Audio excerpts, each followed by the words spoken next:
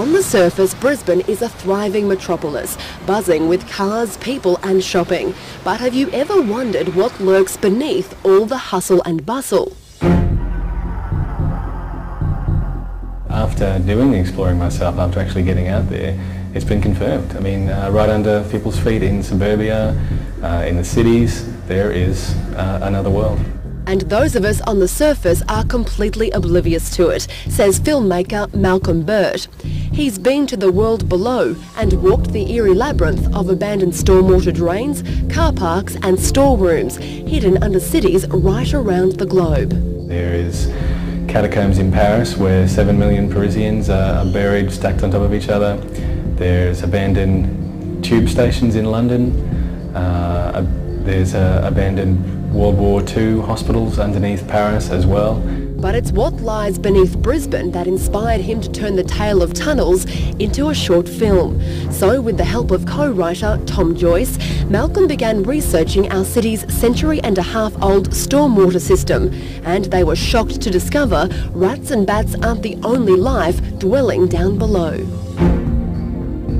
Ordinary, banal, everyday people are walking around just above your head and they don't even know that you're there. These are the people who rule the underground. They call themselves the Cave Clan, a group of urban explorers who trek through the bowels of Brisbane City after dark. They keep their identities secret, so we can't show you their faces or even tell you their real names. And the only way to find them is through their website, printed on the calling cards they leave after every expedition. There's the excitement of being secret and mysterious. This explorer calls himself subnormal, but by day he's anything but. He's an average bloke who works in the city, but like his fellow clan members, he says caving is a way to escape reality. It sounds cliche, but it's a world free of all the kind of constraints on you, above ground. Down here, you'll also discover it's a world free of fresh air and light, something Malcolm discovered when he followed the clan members deep into the city's intestines to shoot part of his film. Malcolm, this isn't a place for the claustrophobic, is it? No, it's not, especially where you go further up the end and it gets a lot tighter. You have to bend over while you walk. In fact, this is about as big as most tunnels get, and while you can walk through this one standing upright, most sections are so small you can only get through on your hands and knees, and that's where the danger lies.